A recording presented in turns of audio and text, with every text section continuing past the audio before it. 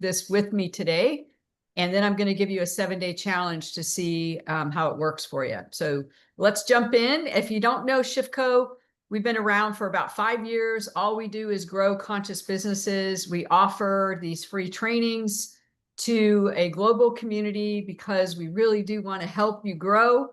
And we do 2 types of training. This is what we call personal field training.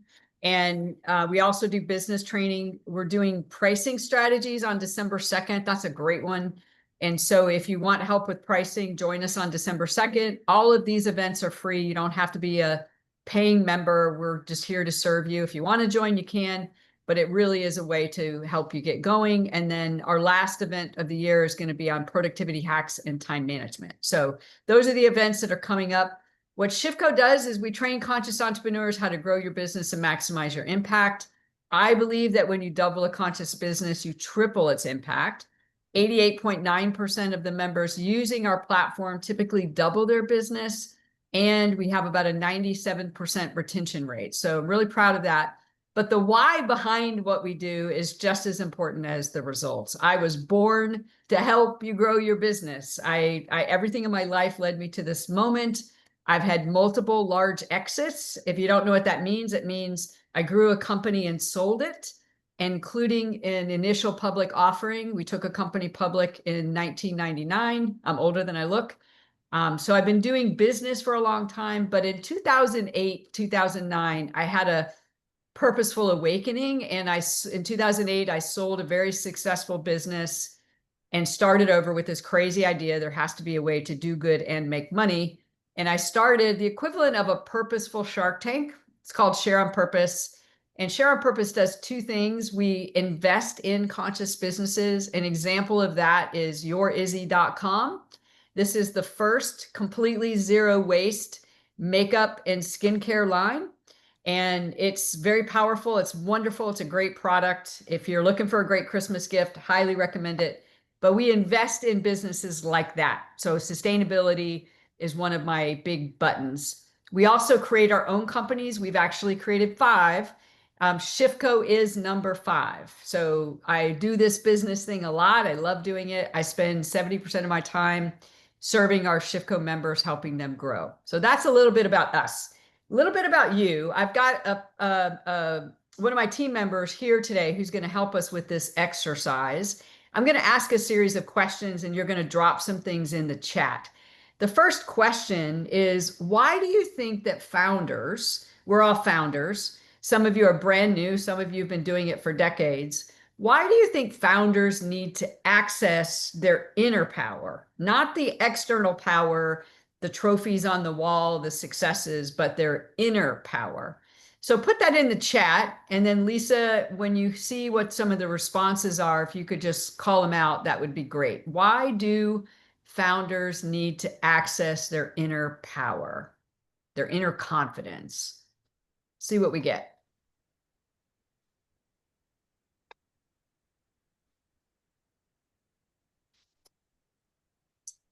Positive mindset is a huge key to success.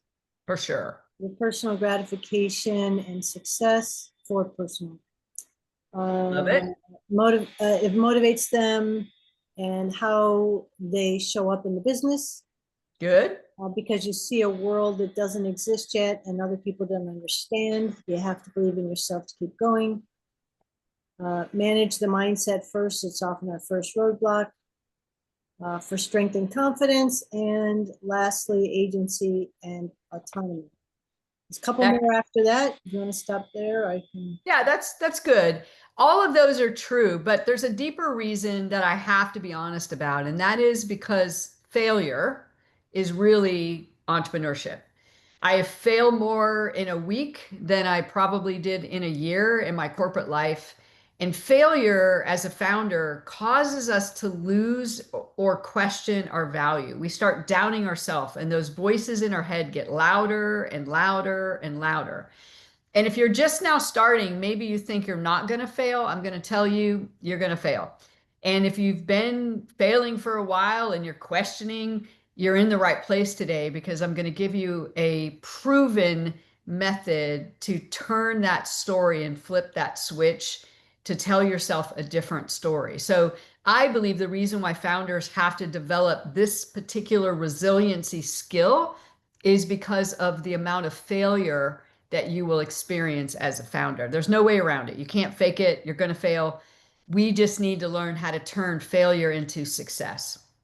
So now I'm going to ask you to go a little deeper. You don't need to put this in the chat unless you want to, but I want you to really think about if you have zero control over your power potential. Power potential is your ability to flip your switch, get your game on, press forward.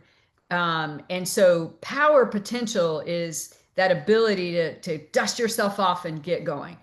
If 100% is a Richard Branson or somebody, or Mark Cuban or somebody like that, where they've got, game on, they can do it, and zero is, oh, woe is me, I can't do it. Where do you think you are? How much of that potential do you think you're using? And again, you don't need to write it in there unless you want to, but I do want you to be honest with yourself and write it down somewhere, because I'm going to show you, if you're at 10, I'm going to show you how to get to 25. If you're at 25, I'm going to show you how to get to 50, so on and so forth. We're going to turn up that dial, but you first have to be honest with where you are. And I'll be honest with where I am. I'm probably about a 75%. Not 100, but 75%. Okay, so pay attention to whatever number percentage you wrote down. And I want you to really pay attention to how it feels in your body. And, like when you, oh God, does it feel bad? Or, hey, that's not so bad. I can make it better. So pay attention to how that feels in your body. Just make a note of that, because we're going to change that. Now consider situations. So whatever number you put, now we're going to consider some situations. What happens if you lose a large client? In 2018, I lost $1 million business, or lost $1 million client. And the year that fell after that, I lost $1.6 million. Almost lost everything. That was tough. Man, I had to really, really dust myself off after that. So what happens if you lose a large client? How does that feel? Pay attention to your body. Now let's do another one. What happens when someone criticizes you? As an entrepreneur, everybody's going to criticize you. Your spouses, your friends. Why are you doing this? Why are you taking that risk? What are you doing? Clients are going to be upset. If you have contractors, they're going to criticize you. You're going to get a lot of criticism. What happens to your power when you get criticized? Third one is you experience cash flow issues. That 2018, 2019 crash that I had, oh my God, we couldn't make payroll. I mean, I was like freaking out. That was tough. What happens then? So kind of think about those scenarios, but particularly I want you to think about what happens to your thoughts. And I do want to have somebody come off of mute and share when you get thrown off your game, any of these scenarios. There's probably 50 more you can think of. You get thrown off your game. You're like, everything is great, things are working. I got this, and then boom, you get an email, client says, hey, I've got to pause my project. What happens in your head? Anybody want to share? Adi? I can go. I can take the second scenario. That's quite relevant, and I resonate with that. Someone criticizing me.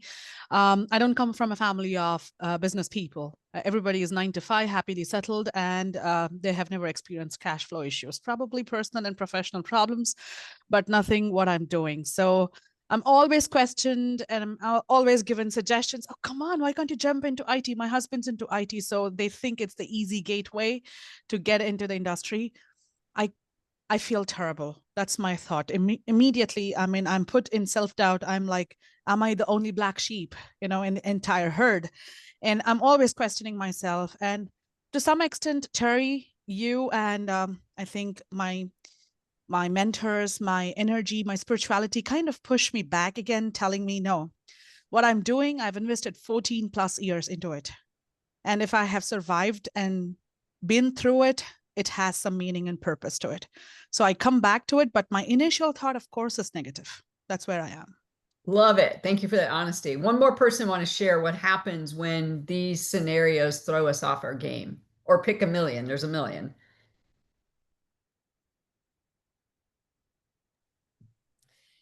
Sometimes I know it feels like a failure, but then I think it also makes you feel like you need to prove yourself. And that itself sometimes gives you the determination to move forward and actually prove them wrong. Oh, I like that one. I like that.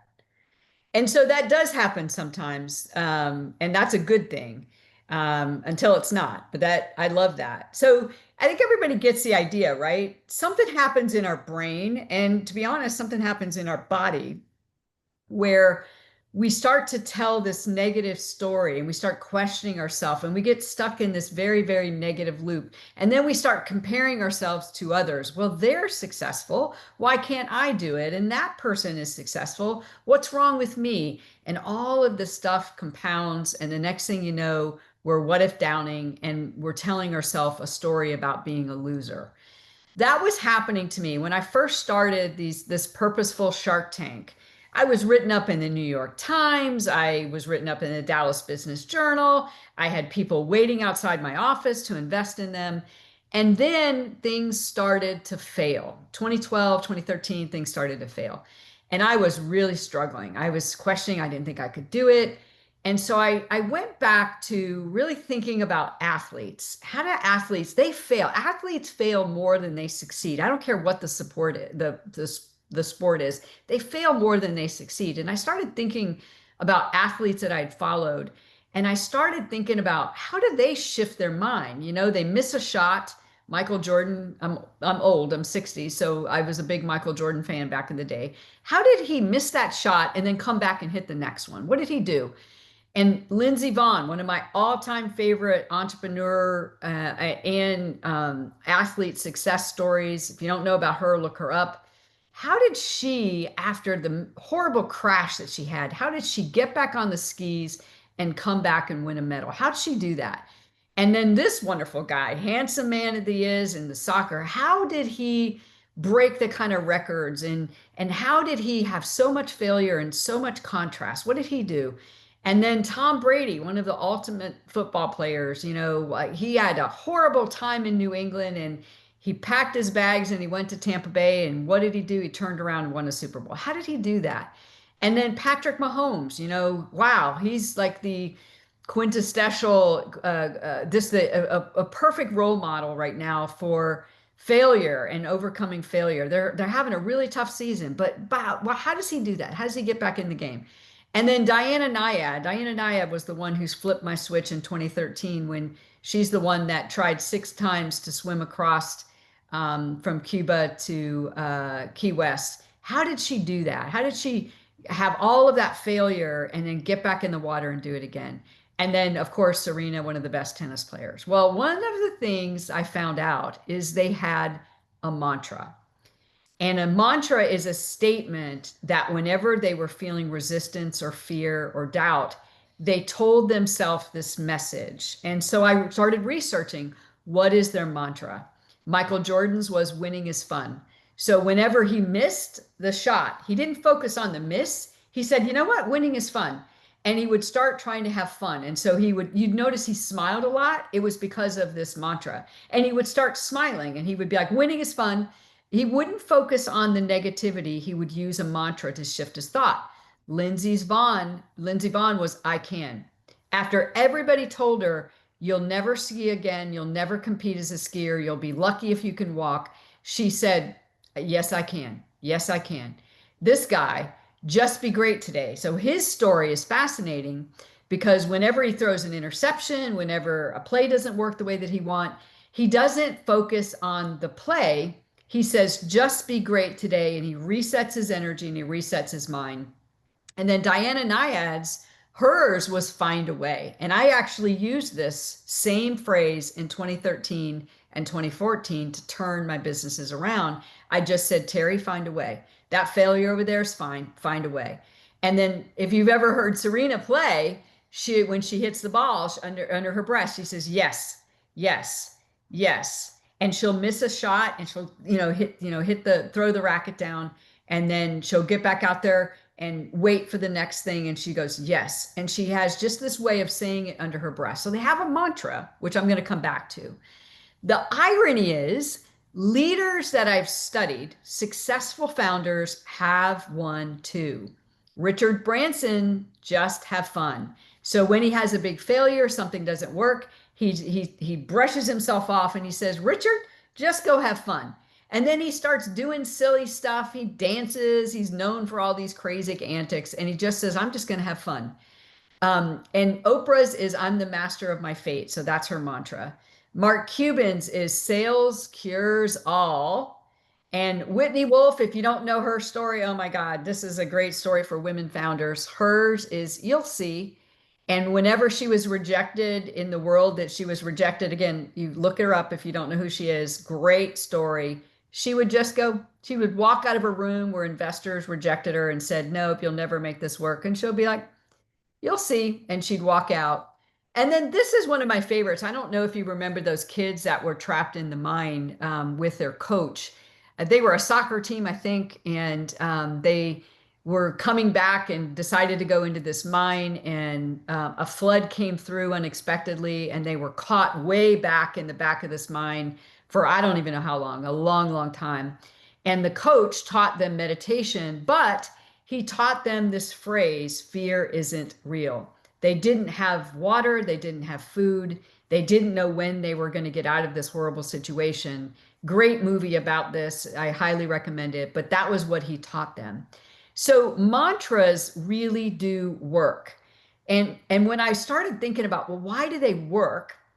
I was reminded of a time in my life where I told myself my first mantra. I didn't know that's what I was doing. So quick story is I grew up very, very, very poor. Both parents were alcoholics and abusive in every way possible. I mean, we were poor, like we lived in a 600 square foot trailer with rats and roaches, and there were 5 of us. I mean, it was horrible. I was beaten and abused in every way possible. I left home very, very early. Long story, won't get into that. And I made it through high school with a lot of help, and I got into college. And so I'm in college, and I actually found out that I was smart when I went to college. This whole time I thought I was stupid. I found out I'm actually smart. And so I was getting great grades and everything was working, and I was a teacher, so that's why I was studying to be a teacher, but I wasn't good in science and math. So I saved a particular class, calculus, until my last year. Most people got it out of the way the first year. I kept kicking the can down the road and procrastinating. And you all know where their story's going. It's one of those professors that is just going to prove to everybody that you're not smart enough. And here I am in my senior year. I'm on the dean's list and the chancellor's list. I have an unbelievable, I think my GPA was like, 3.8, was almost a 4.0. I'm in this class last year. I'm graduating the semester after next. This is the last time I can take this class. I walk in, I sit in the front row, and this professor starts. There's 80 of you in the class today. At the end of today, 40 of you will drop this class. And by the end of the next 2 weeks, another 20 of you will drop this class. And the 20 of you that are left, nobody is going to get an A, and it's always going to hurt your GPA. And I'm like, oh my God. And he's like, this is going to be the hardest class. You might as well just drop right now. What happens? Class ends. Where do I go? I head to the registrar's office. I'm dropping the class. And I am walking through Indiana University, walking through thinking, forget this. And all of a sudden I stopped and I'm like, Terry, you don't graduate unless you take this class. And Terry, this is the only time you can take it. And I sat down on the bench and I'm like, I don't have a choice. I have to figure this out. And I started thinking about times in my life where I found that power, and I just said, I have the power to figure this out. And I'm like, yeah. And I stood up and I threw my book bag on my shoulder and I started walking, and I turned and I said, I'm going to go to the library. I don't know why I'm going to go to the library. And the whole way I just kept saying, I have the power to figure this out. I have the power to figure this out. Up the stairs I go to the library. I have the power to figure this out. Again, I didn't know how I was going to do that. I did not know how I was going to figure it out. I just kept telling myself I have the power to figure this out. And as I opened the library door, there was one of those big walls. And sure enough, there was a sign that said tutors. And I walked over, and sure enough, there was a tutor for this particular class. One of those back in the old days, you pull the little tag off with the phone number. I immediately go to a payphone, call the guy and said, I need tutoring. You got to help me. And guess what? Not only did I pass the class, I got an A- in it because I told myself I had the power to do it. I let go of the story that says you're stupid, you're not good enough. And I told myself a new story that I had the power to do something about this. Now, I didn't know the power of this at the time, but I have learned how to repeat this. And I've turned it into what I call Success Accelerator. You're going to learn 2 tools today. These are the tools that I use. These are the tools we teach every ShiftCo member. And the first one is the power that you have to change a negative mindset. That's what I did at that moment. I was telling myself an I can't story. And I took a breath and I sat down and I changed that and got rid of that negative mindset. The second thing you're going to learn is how to create a new positive mindset. We're going to learn those 2 things today. So here's the thing. In order to create a successful mindset, all of us want this, right? We want to be like the guy on the screen. He's got the nice watch and the nice suit and the nice apartment. We all want that. And so we think we can just train our mind to have a successful mindset. But when I went back to that story that I just told you, I didn't start there. What I first did is I had to alter the negative program. I had to turn off the negative program first before I could turn on the positive program. That was my big aha back in 2013 and 2014 when I was coming out of this failure is I have to stop the negative program first. Early in today, I asked you guys some examples of when you get into those negative programs, and a couple of you were brave enough to put them out there. Part of what happens to us is that negative program gains momentum and it starts rewiring our brain and it gets deeper and deeper. And then we're over here and we want to tell ourselves a successful story, but that negative program is too ingrained. So the first thing I'm going to show you how to do is alter the negative program first, and then we're going to drop in a new successful mindset. That's how it works. So here's how you alter a negative program. First and foremost, and I've done a ton of research on this. I've actually had about 1,000 different people go through this, and I've studied them over the last probably 6 years. What you want to understand is that negative program is stored in a part of your brain called the amygdala. And the amygdala is the dumb part of your brain, but the amygdala is the computer that just keeps running the old program. The amygdala processes emotions and it links them to old memories. And these old emotions and old memories, they become programs that our brain starts replaying in current events. So let's say I lose a client and my brain starts, oh, here we go again. Oh my gosh, this is going to create cash flow issues. And and the next thing you know, wow, we're going to be in a recession and then I'm going to lose more clients. And we just keep telling that negative story. We've all done it, right? Well, what we don't understand when we try to switch it, you can't switch to a positive program until you first stop the negative program.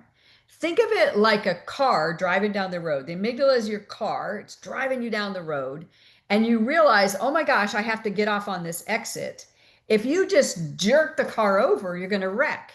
But if you slow it down and stop and then make the right turn, you're not going to wreck. It's the same thing with the amygdala. You have to slow it down and stop it, stop the negative program from running before you can put the new program in. From my research, I found there's 5 common negative programs. First one is, I'm not good enough. 98% of the thousands of people that I studied have this program in there. I'm not good enough. I'm not smart enough. I'm not this. I'm not that. 98% of people have that particular program. The second program is the powerless program. I can't do this. I can't do that. You know, I can't do this. I can't learn marketing. I can't learn this. And that's what I call the powerless program. Man, I had that thing in spades because my whole life as a child, my parents told me I was stupid, that I wasn't good enough. What's wrong with me? This is wrong with me. You're not pretty. You're not this. And I had this huge I can't program. I can't put a good program in there if that program is running. Third one is I have to. This is called the Atlas program. Incidentally, women have this more than men. Atlas was the guy that had the world on his shoulders. It's women that have this. Women have this in spades, where they think they have to do everything. I have to be the one to do this, and I have to be the one to fix that. And boy, the Atlas program will kick your you know what. So that's one. The fourth one is the failure program. Here I go again. I'm failing again. Here I go again. I can't do this. And then the last one is the imposter program. Who am I to think I can build this business? Who am I to think I can do this? Who am I to get on stage? And so one or two or three, in my case, all five of these programs are running in the amygdala like an old tape, running us over and over and over again. And when everything is working, we kind of pretend like it's not there. But the minute something happens, this program pops into our brain, and the next thing you know, we're out of whack. So I'm going to teach you first how to stop the negative program. The first thing you have to do is stop the negative program. So this amygdala is running that story. One of those stories we just said, pick one. And I'm going to put them back up here for just a second. I want you to pick the one that you think is the loudest and the strongest. And I'm going to show you how to stop it. Okay, so what we're going to do is we're going to shift. I call this the success switch. We're going to switch the amygdala off. We're literally going to turn it off. And then we're going to turn on the boss of the brain, which is the prefrontal cortex. The prefrontal cortex regulates your thoughts, your actions, your emotions. It's the most I believe it's the most powerful of your brain. It's up for debate. The amygdala is the dumb part, but the amygdala is running the negative programs. The prefrontal cortex is the boss. The prefrontal cortex can boss the amygdala if you can get the amygdala to stop. So that's what we're going to do. I call this success switch. And what success switch is we're going to switch off the negative program in the amygdala, and we're going to switch on a new positive program. Here's how you do that. It's 3 steps. First, you have to acknowledge the emotion that's in the program. And the way that you do that, it's a real simple phrase, is you say, the truth is I feel, put yourself on mute and do this with me and do it out loud. Hopefully nobody's around you. The truth is I feel frustrated, scared, whatever it is, tired. The truth is I feel, insert whatever it is. And then pause for about 15 to 30 seconds. So do that with me. The truth is I feel, insert, and then pause. And we're just going to wait. Just trust me. Ready, set, go.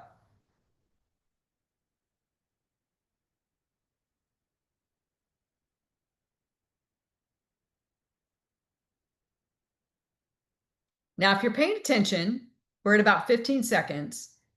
Your brain is starting to downshift. It was probably going, that's the amygdala. That thing that's spinning, that's the amygdala. And when you say the truth is I feel, the prefrontal cortex turns on and it tells the amygdala to stop. And if you pause, again, the prefrontal cortex is the boss of the brain, the amygdala will actually start to downshift. You probably felt it. You're like, the truth is I feel, and then it starts to go, it starts to slow down. And if you wait first when you do it, wait about 30 seconds, it will actually pause itself. And this is the cool part. And then it says, okay, give me a new program. And it turns to the prefrontal cortex to give it new direction. I swear to God, that's how it works. So we have to first, though, get the amygdala to stop. So we have to switch the amygdala off. That's the first part. Then the prefrontal cortex, boss of the brain. Now we're going to wake the prefrontal cortex up, but we're going to wake it up in a very specific way. We're going to breathe in a certain way, and the prefrontal cortex is going to turn on what's called the parasympathetic nervous system.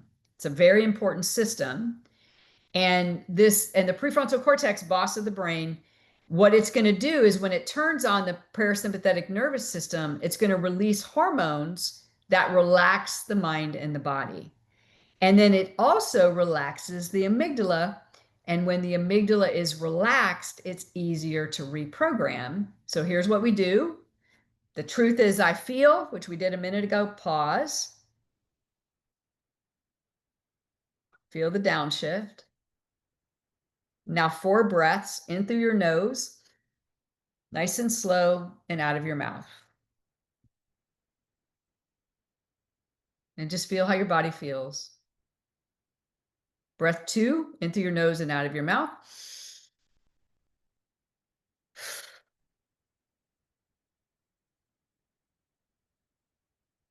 Probably feeling a little lightheaded. That's basically dopamine and serotonin going into your bloodstream and working its way through your brain. Breath 3, a little deeper.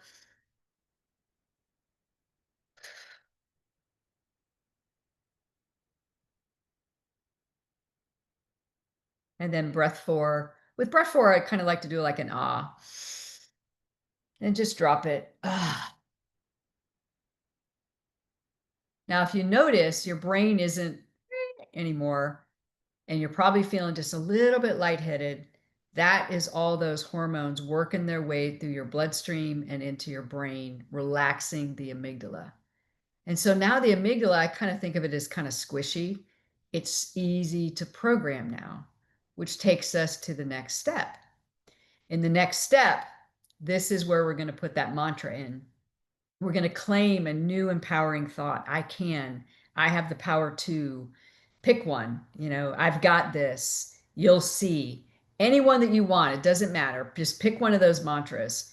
And we're just going to instill it in there. Just say it a couple of times. Just imagine it with some images. The brain really does respond to images. Now feel a little emotion. Yes, I can.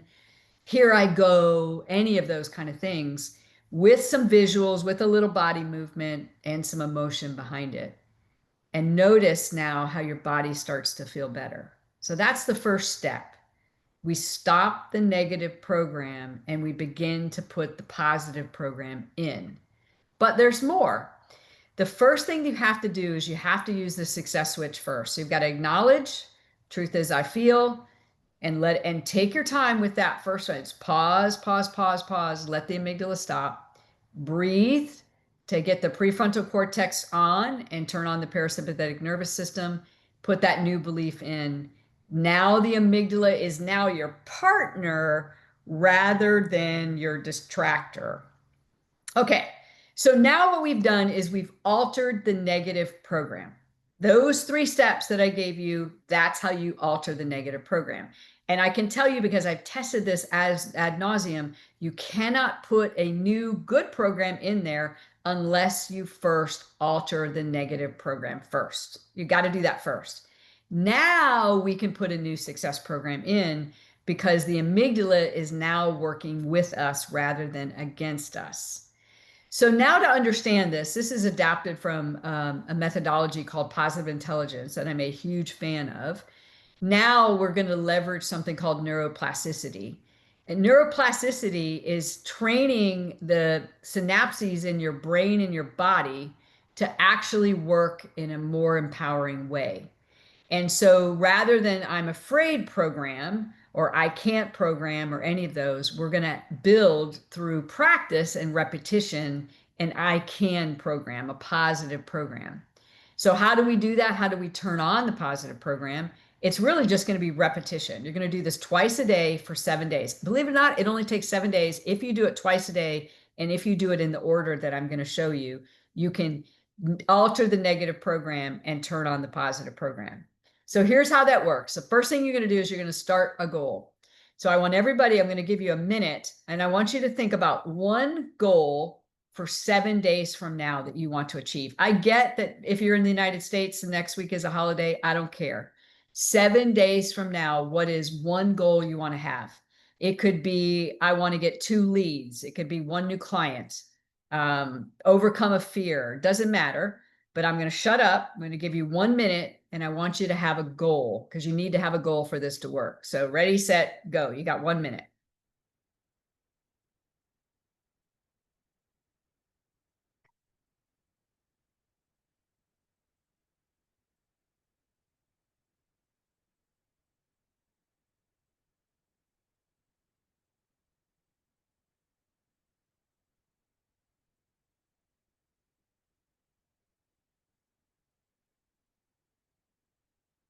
Now we've only got 7 days. So, set something you think is doable in 7 days, but you got to have a goal for this to work. Now, the thing, if you're an entrepreneur, what I want to teach you about goals as a founder is they're guideposts, not goalposts or endpoints. In sports and in life, we've been taught to think that goals are right, wrong, good, bad. They're really not in entrepreneurship. They're guideposts. Rarely do I hit my goals because I set big ones. And it's not about hitting the goal. It's about what the goal tells you and where you are on the journey. So don't think about, I have to hit this goal. Think about using the goal as a guidepost. Many of you will hit the goal in 7 days, but I don't want you to think about right, wrong, good, bad. I just want you to think about it's just guiding you where you want to go. Now, consider the goal as an intention for what you want to create. So I picked the goal. I want to get 2 new clients in this particular business in 7 days. And so I've set that goal. I've set that intention for myself for this particular business. And that's my intention. It's not, oh, I'm a bad person if I don't hit it. It's just an intention. So it's kind of like giving me guidance. That's why I call it a guidepost. All right, now we're going to build a new success mindset. So the goal is going to be the center. That mantra that we used a minute ago is now going to be something we repeat throughout the day. So I'm going to use something easy. Yes, I can. Yes, I can. And so when I do the success switch and I get to that third part, I say, yes, I can. But throughout the day, I'm going to repeat that phrase. Yes, I can. When I go fill up my water jug, yes, I can. When I go walk outside to check the mail, yes, I can. When I get ready to reach out to people and do some networking, yes, I can. So put your mantra out there. Pick anything. It really doesn't matter. It's just got to matter to you. Sometimes I use easy money. Sometimes I use yes. Sometimes I use yes, I can. Sometimes I use I have the power to. It doesn't matter. You just have to use it again and again and again throughout the day. That's it. So you're going to have a mantra and write it down so that you repeat it, but it's got to be something that's meaningful and it's got to tell your brain that you can actually do this. So the mantra isn't, a feel good thing. The mantra is telling your brain you are going to do this rather than that negative story that we just unpacked. You're going to put this new positive mantra out there. So let's try it. So we did the success switch, ABC. Remember, the success switch turns off the amygdala and the negative program. When we get to that empowering thought, we use the mantra, yes, I can, whatever it is. And then throughout the day, you're doing that mantra again and again and again. Do it as many times as you can throughout the day. Okay, that's the first part. So we have the goal, we have the mantra. Now, this is the coolest part. I want you to grab your phone or something along those lines. We're going to shift our energy so that we can shift our mood. Mood is powerful in changing the way that you feel. So what do I mean by mood? It could be smiling. It could be laughter. I personally use music.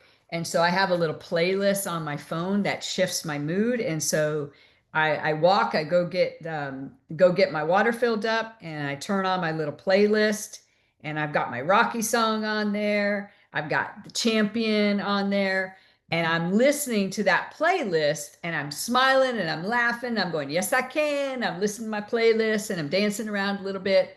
And so that's going to be the next thing. So I want you to look at your phone or wherever you put music, and I want you to think about a song that gets you super excited, a song that just makes you feel good. And go ahead and pull that song up, and then I'm going to tell you why it matters. So give you about 30 seconds to find a song. You can even start playing it while I'm talking, but I want you to have a song that just reminds you it's go time. What's the song that reminds me of Yes, I Can? It's Champion by Carrie Underwood. So I'm going to have Champion by Carrie Underwood playing. I'm going, Yes, I can. And I'm doing my little dance. And that's how we shift the mood. So go ahead and find yours. I'm going to wait just about 15 seconds, and then I'm going to tell you how the mood shift actually will speed up the hitting of your goal.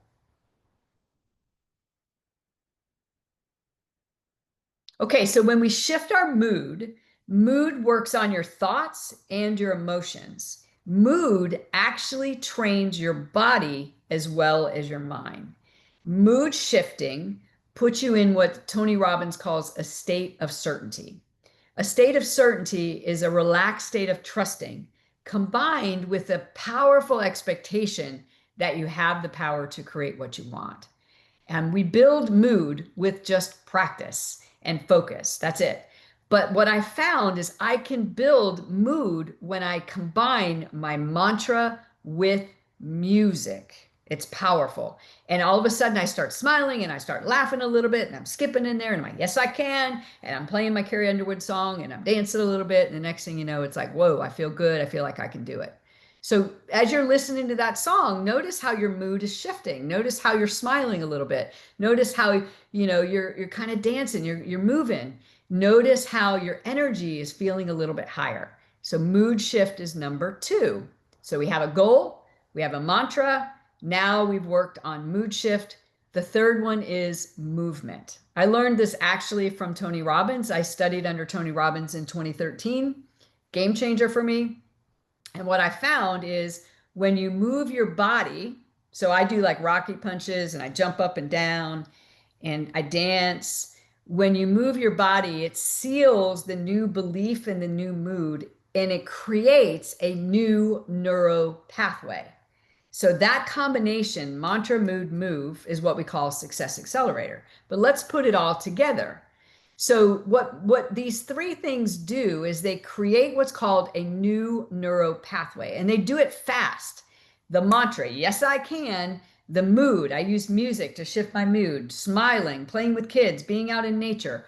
Music for me is the biggest, fastest mood shifter, but movement seals it in. When you move with the mood shifter, like music and mantra, it seals it faster and it goes brain, body, brain, body. The next thing you know, you're like, yes, you can, yes, you can, yes, you can. And now all of a sudden that old story of I can and I'm not good enough is gone, and the new pathway is there. So music, I found, speeds up the success. So let's go through it again. The first thing that you have to do twice a day, we're going to do this twice a day for 7 days. You have to alter the negative program first, and then you create the new program.